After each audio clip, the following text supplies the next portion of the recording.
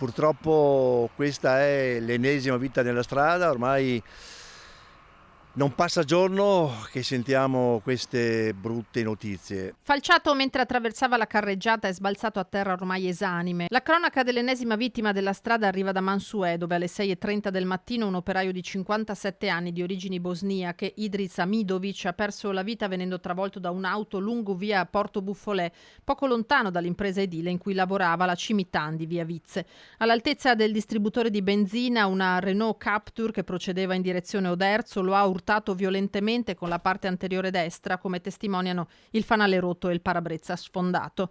Al volante un medico straniero di 73 anni residente a Pordenone, il cui destino si è tragicamente incrociato con quello di Amidovic, che dopo aver bevuto un caffè si stava portando sull'altro lato della strada in un punto in cui in realtà non ci sono le strisce pedonali. Dispiace per la vittima anche perché non è un abitante locale, è un bosniaco che ha cercato fortuna anche lui nel nostro comune.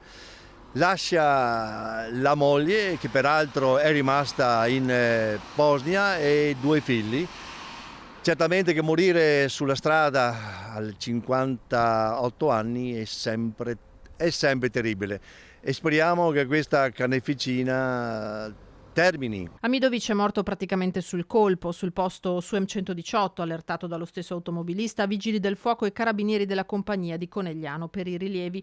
Il 73enne sarà ora indagato per omicidio stradale, ma il sindaco ammette che l'arteria a teatro dell'incidente è di per sé pericolosa. No, non è il primo purtroppo incidente stradale, ne sono successi altri. Dobbiamo invece riuscire, e ci stiamo noi riuscendo con l'aiuto della provincia, a mettere in sicurezza questa benedetta strada, in modo che, ripeto ancora, questa carneficina finalmente termini.